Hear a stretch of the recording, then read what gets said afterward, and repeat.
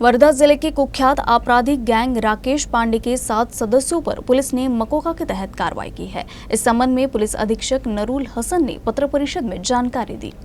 वर्धा में कुछ दिनों पहले 2 गुट में हुई मारपीट और वाद विवाद के मामले में पुलिस ने शिकायत दर्ज की थी। इस मामले की तफ्तीश कर रही पुलिस ने आरोपी राकेश पांडे गैंग के 7 सदस्यों पर मकोका के तहत कार्रवाई की है। राकेश पांडे, गणेश पेंदोर, विकास पांडे, शेख समीर, राहुल मडावी, मिथुन उइके और प्रज्वल पाझारे पर पुलिस ने कार्रवाई करते हुए उन्हें सलाखों के पीछे पहुंचाया है।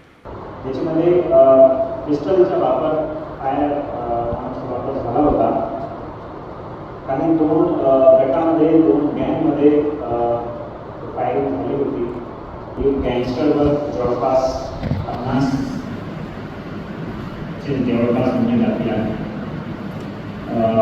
7 गुन्हेगार आहेत। 7 गुन्हेगारांचे प्रस्ताव माननीय आयजी साहेबांच्या समोर आम्ही पाठवले। साहेबांनी यावर 13 तारीखला त्यांनी अप्रूव्हल दिला की सगळ्या आरोपींना निष्पन्न करायचे आहे, अटक करायची आहे आणि जे गँगस्टर ज्यांची दहशत एरियामध्ये आहे आणि खंडणी यासारखे गुन्हेमध्ये वारंवार या प्रकारचे गुन्हे करतात, समाजामध्ये दहशत निर्माण करतात, असे लोकांना लोकांवर कारवाई करत आहे।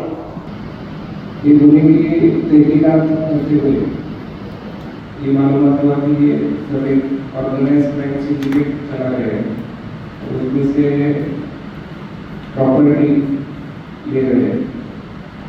इसके तहत वर्धा शहर पुलिस इंस्पेक्टर ने मौका एक्ट के तहत प्रपोजल माननीय एसपी साहब के मार्गदर्शन के अनुसार आईजी साहब नागपुर इनको भेजा। माननीय न्यायालय ने 23/3/2023 तक इन सभी 7 आरोपियों को पुलिस कस्टडी दी है। इसकी तहकीकात अभी एसपीपीओ वर्धा अबूराम सलोनी जी कर रहे हैं।